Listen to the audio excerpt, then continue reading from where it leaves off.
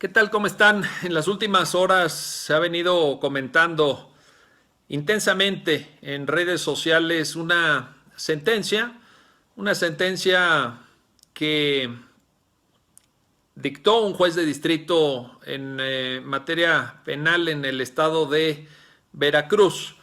Una sentencia que ha generado mucha polémica, que ha suscitado diversos comentarios, dado que se trata de un caso altamente mediático. Me refiero, por supuesto, como ustedes estarán imaginando, al caso de una persona imputada de nombre Diego Cruz Alonso. Se conoce también este caso como el caso de los Porquis de Costa de Oro, de los Porquis de Veracruz, y hay varias cosas que comentar, varias cosas que analizar desde el punto de vista jurídico.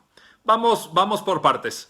La primera sorpresa que me llevé al revisar los comentarios en redes sociales acerca de esta sentencia es que muchas personas basaron, incluso juristas, abogadas, abogados, profesores y profesoras de destacadas universidades aquí en la Ciudad de México o en otras ciudades, basaron sus comentarios y sus análisis del caso en notas periodísticas. Esto es, yo estimo que para poder criticar una sentencia, para poder analizar una sentencia, pues se tiene que haber leído esa sentencia. Me parece una falta de profesionalismo muy importante que se haya criticado al juez de distrito que emite el fallo en cuestión sin haber leído la sentencia, simplemente a partir de notas de prensa, a partir de la interpretación que de la sentencia hicieron periodistas, comunicadores que no son especialistas en derecho,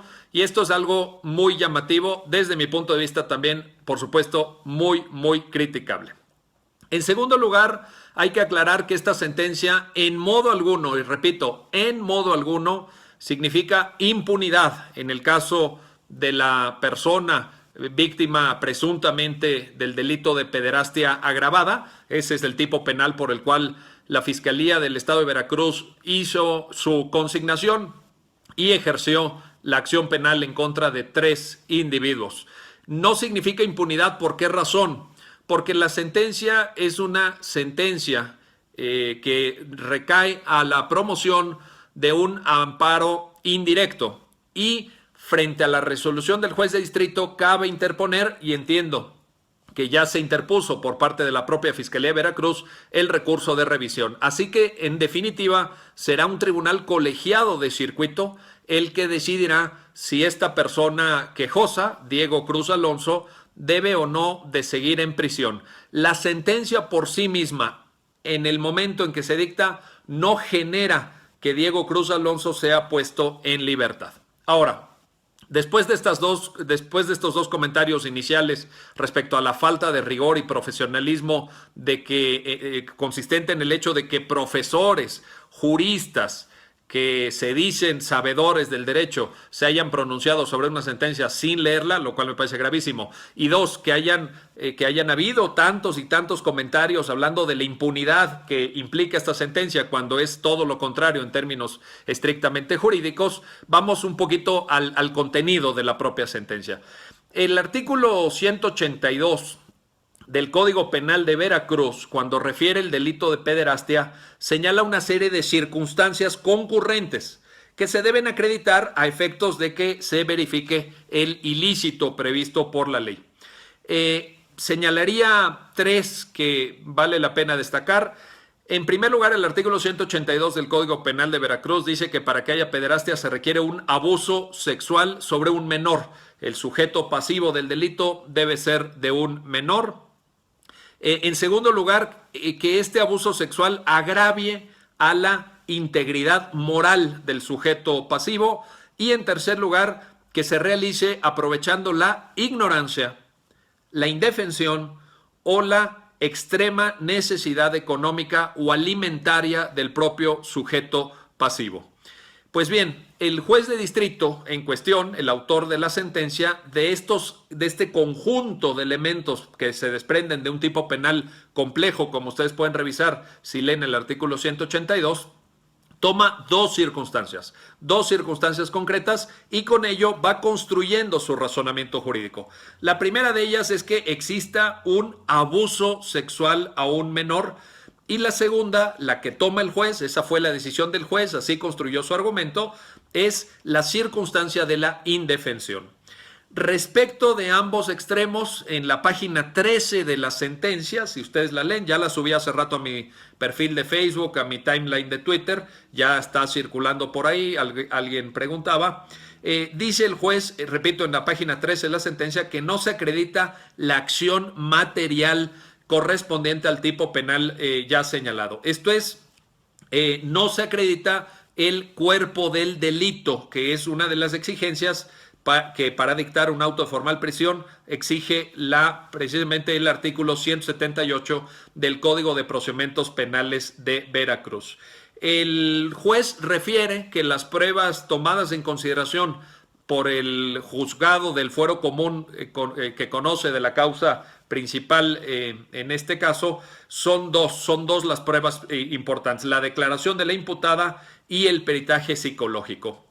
Respecto al peritaje psicológico, cabe también anotar el hecho de que señala el propio juzgador que es un peritaje que se refiere en general a una posible afectación psicológica de la víctima, pero que no hace referencia específica a un hecho concreto que pudiera derivar de la conducta del quejoso en el amparo. Es decir, el peritaje psicológico refiere sencillamente que la víctima efectivamente muestra una afectación psicológica y que pudiera esa afectación psicológica ser el producto o ser el resultado de las acciones que la víctima refirió. Pero el dictamen psicológico no es eficaz en términos de acreditar la responsabilidad específica del quejoso en el amparo. El juez cuando elige estos dos asuntos, si se configura o no se configura el abuso sexual y si se configura o no se configura la indefensión, me parece que sigue una senda argumentativa discutible. No es la que hubiera sido óptima desde mi punto de vista. ¿Por qué? Porque entra en una zona muy peligrosa en términos de razonamiento jurídico en tratándose de este delito tan pues relevante desde el punto de vista mediático, en el sentido de indagar sobre la intención del quejoso en el amparo. Esto es de Diego Cruz Alonso, que es el imputado en el juicio ordinario penal. Esta indagación que hace el juez y que va desarrollando a lo largo de su sentencia, por ejemplo, en la página 19, lo conduce a concluir que no se acredita el cuerpo del delito toda vez que le faltó a la actuación del quejoso el sentido lascivo y que no existía el elemento intencional, estoy refiriendo palabras textuales de la sentencia, de satisfacer su deseo sexual. Esta indagación en el orden de lo psicológico me parece discutible desde el punto de vista argumentativo, ya que pudiera el juez llegar a la misma conclusión sin necesariamente haber seguido esta ruta argumentativa. Creo yo que, bueno, y por ejemplo, respecto de lo segundo, respecto de que tiene por acreditada la indefensión, el juzgador refiere que tan es así que la menor víctima presuntamente del delito se pudo cambiar de lugar en el vehículo en el que se encontraba. Es decir, el vehículo arranca, el vehículo está afuera de una discoteca, como dicen los jóvenes, de un antro. Se suben dos personas adelante de ese vehículo, un vehículo automotor de marca Mercedes-Benz. Atrás se suben otras dos personas y en medio queda la chica. Bueno, todo el mundo sabe, voy a decir su nombre porque aunque en la versión pública de la sentencia está con asterisco señalado, pero pues todo el mundo lo sabe porque el propio padre de la presunta víctima lo hizo público, Dafne Fernández. Entonces Dafne Fernández se sienta en medio y ella refiere que en ese momento, cuando arranca el coche, están dos sujetos, uno de cada lado. Ellos le realizan tocamientos, le tocan los senos, le meten la mano abajo del calzón, así lo refiere ella literalmente, e introducen unos dedos o sus dedos en la vagina. El juzgador dice que no se acredita la indefensión toda vez que cuando ya está en trayecto el carro, se detiene. No lo refiere el juzgador en la sentencia, pero yo ya tuve acceso por razones que en otro momento explicaré, pero que en orden al secreto profesional en este momento debo guardar reserva. Yo ya vi la averiguación previa, porque es todavía de sistema tradicional, no es carpeta de investigación por no ser del nuevo sistema, y ese trayecto desde que arrancan ellos del antro hasta que se detiene el vehículo dura 22 segundos. Hay un peritaje de tránsito terrestre que acredita que la duración de ese trayecto fue de 22 segundos. En esos 22 segundos, la víctima refiere que fue objeto de estos tocamientos, y el juzgador en la página 27 de la sentencia, revísenla, ya está en mi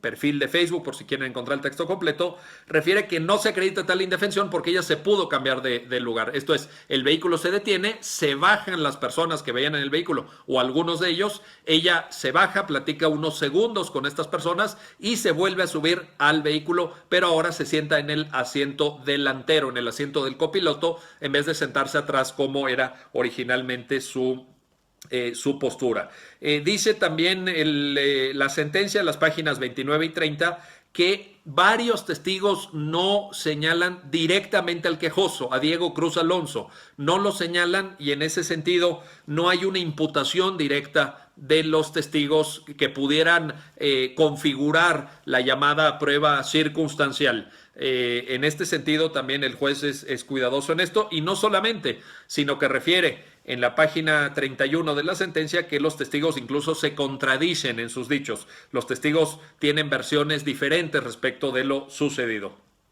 En la página 32 de la sentencia, el juez refiere que ciertamente hay jurisprudencia de la Suprema Corte de Justicia de la Nación en el sentido de que cuando se trata de este tipo de delitos, por la propia naturaleza del hecho ilícito definido así por la ley, que es de realización oculta, delitos de naturaleza sexual o violadores de la libertad psicosexual de las personas que son de naturaleza oculta, tiene preponderancia el dicho de la víctima, siempre y cuando sea el único elemento probatorio que obra en la acusación. Sin embargo, en este caso, el Ministerio Público decidió, y está así referido en la página 32 de la sentencia, añadir otros testimonios, añadir no solamente el peritaje psicológico, sino testimonios de otras personas de los que se tienen que adminicular con la propia declaración de la víctima. Y en ese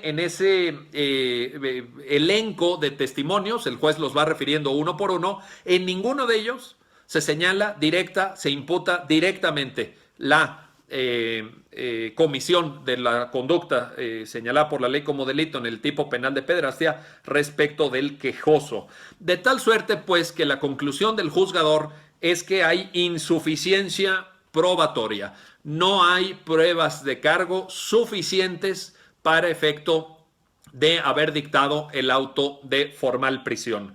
Refiere también el juez que incluso en la averiguación previa se menciona la existencia de diversos testigos y que estos testigos del hecho por parte de la víctima, en la declaración de la víctima se refiere que fulanito, sutanita, etcétera, pudieron haber visto lo sucedido y sin embargo no fueron llamados a declarar por la fiscalía. En ese sentido, en la página 43, el juzgador señala que por esta falta de declaración de testigos se afecta el principio de contradicción y el derecho a la defensa, todavía que podían haber sido testigos que refirieran eventualmente pues elementos que pudiera haber utilizado la defensa.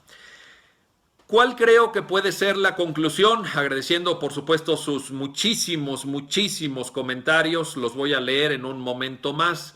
Miren, yo como ya mencioné, les comparto que tuve acceso al todo el material que está en la averiguación previa. Es un asunto que me fue consultado en el orden de lo profesional y quiero decirles que de las pruebas que obran en la averiguación previa y que fueron materia de la consignación, estaría yo pudiendo llegar a la conclusión, a una conclusión semejante a la que llegó el juzgador. Esto es, a mí no me gusta cómo argumentó el juzgador. Me parece que cuando el juzgador se mete a dilucidar si hubo o no lascivia, si la intención psicológica existió o no existió, es una ruta muy peligrosa. Es una ruta que pudiera haber generado, desde luego, pues alguna perplejidad en quien leyera la sentencia, alguna duda en el análisis. Sin embargo, en lo que sí estoy de acuerdo con el juez es que en que no hubo suficiencia probatoria por parte de la autoridad ministerial que tiene que realizar todos los actos debidos y exigidos por el artículo 19 de la Constitución y los artículos correlativos, particularmente el 178 del Código de Procedimientos Penales del Estado de Veracruz. En este sentido, el juzgador no podía, así como dicen algunas personas, es que el juzgador tenía que haber hecho el trabajo por parte de la Fiscalía. Yo creo que no.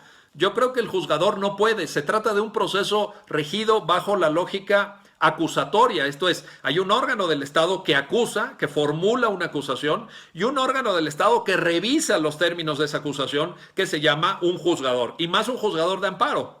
En ese sentido, si la Fiscalía no hizo bien su trabajo, si la Fiscalía no acreditó con suficiencia las pruebas que permitieran concluir que se habían configurado los elementos exigidos por el tipo penal y la presunta responsabilidad del imputado, el juzgador no puede hacer nada para suplir esas deficiencias, esa falta de profesionalismo de la Fiscalía.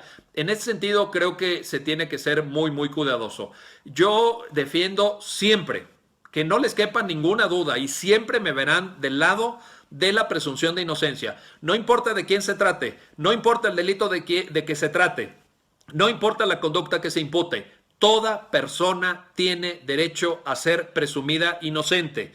Es una falta de respeto a este principio esencial que se condene a una persona en las redes sociales sin haber leído una sentencia, sin haber analizado los hechos, sin haber tenido acceso al contenido de la averiguación previa, y que con toda ligereza, incluso fíjense, se comete el enorme error de pensar que Diego Cruz Alonso fue acusado de violación. Falso, falso de toda falsedad.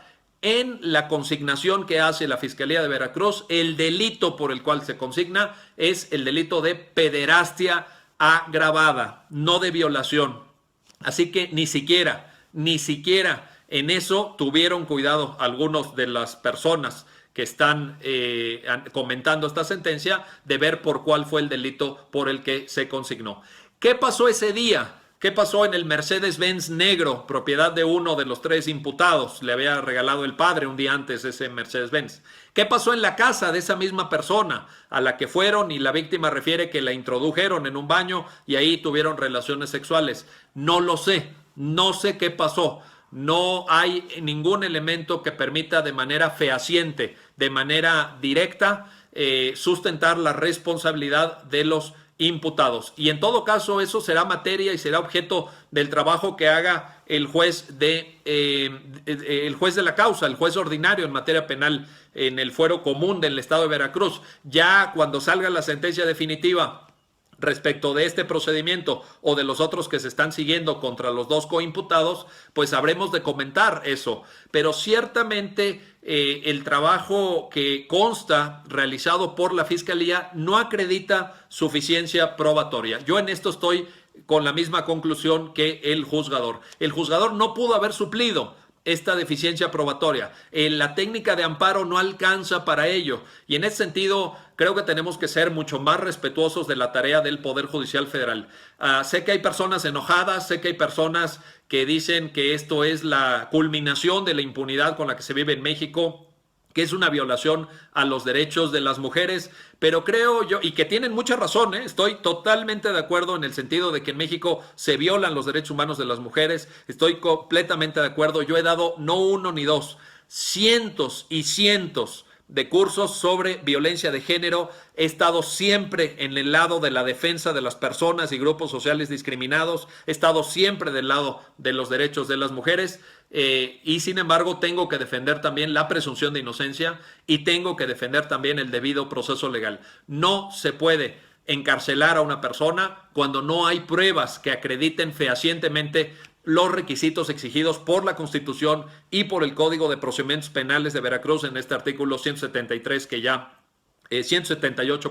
que ya comentamos. En ese sentido, ojalá que la Fiscalía en su caso logre aportar mayores elementos. Ojalá que el juez de la causa o el tribunal colegiado de circuito que conocerá de este recurso de revisión interpuesto por la Fiscalía, pues tengan otra apreciación. Lo que hoy hemos observado, lo que consta en el contenido de la averiguación previa, es que no hay suficiencia probatoria.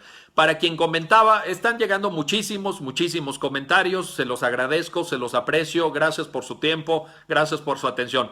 Para quien comentaba respecto del video en donde ellos supuestamente, los Porquis de Veracruz, reconocen los hechos, le invito a la persona, creo que era una persona que por ahí me compartía gentilmente un comentario, la invito a que vuelva a ver ese video. En ese video no hay ninguna confesión, primero. Segundo, ese video no es prueba judicial. Nunca fue aportado el video en el contenido de la averiguación previa, ni hubiera podido tener mayor validez más que una validez simplemente indiciaria, por no haberse desahogado con presencia de los abogados y no haberse desahogado ante un juzgador.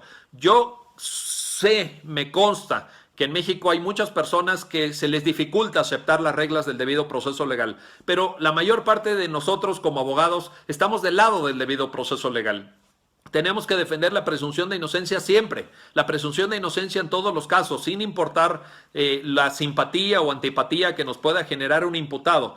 Toda persona se presume siempre inocente. En ese sentido, les diría como conclusión, agradeciendo desde luego su atención y su tiempo, tómense un tiempo para leer la sentencia, tómense un tiempo para reflexionar sobre el papel del juzgador en amparo, tómense un tiempo para reflexionar sobre los juicios mediáticos que emiten veredictos en Facebook y en Twitter sin haber revisado el material probatorio importante, sin haber reflexionado. Hagan conciencia sobre lo absurdo que es que una sociedad se tire de cabeza en defensa de los derechos de las víctimas del delito sin a la vez respetar el debido proceso legal y sin tomar en cuenta la presunción de inocencia. Seamos congruentes,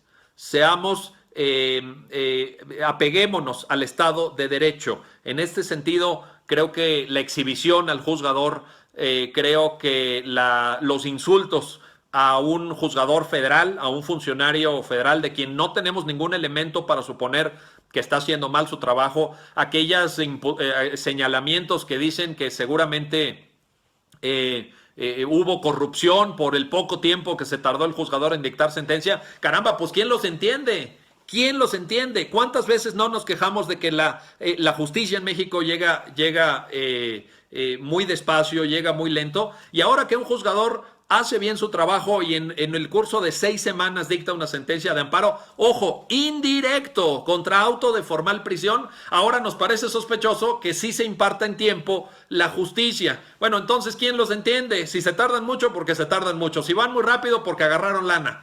Yo creo que no es responsable esto. Yo creo que tenemos que ser muy serios. Creo que tenemos que analizar con el debido cuidado y evitar hacer juicios mediáticos, evitar convertirnos en juzgadores de Facebook y Twitter, porque esto no sirve a la justicia y no sirve a la causa del Estado de Derecho en México. Así que ya lo saben, gracias por su atención. Coincido con el juez, no hay pruebas. No hay pruebas, perdónenme, se enoje quien se enoje, sé que no les va a gustar a muchos lo que estoy diciendo, pero en el material ofrecido por la Fiscalía no hay pruebas suficientes para acreditar el cuerpo del delito y la probable responsabilidad, y no es constitucional el auto de formal prisión que dictó el juez de la causa, el juez original del fuero común en el estado de Veracruz.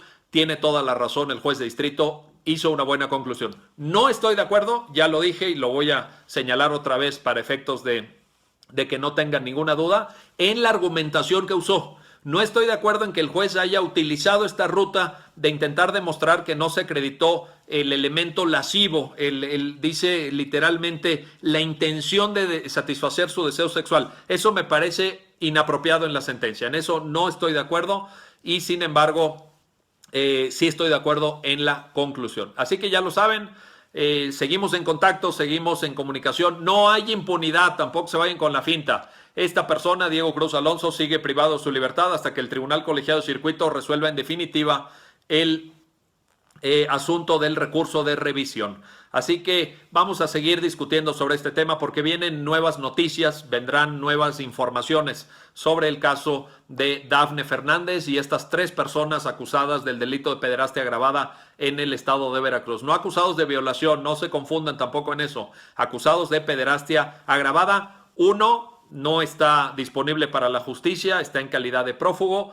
2 de ellos están ya privados de su libertad con la medida cautelar de la prisión preventiva y sujetos vinculados a proceso con auto de formal prisión. Así que de este tema seguiremos hablando. Ya lo saben. Gracias por su atención. Muy buenas noches. Seguimos estando en contacto en redes sociales. Me pueden seguir en Twitter, en mi canal de YouTube. Me pueden seguir también en Facebook, en Instagram. Estamos en todos lados y en mi página web miguelcarbonell.com y www.centrocarbonell.mx. Muchísimas gracias. Gracias por sus comentarios. Los voy a revisar en un momento más.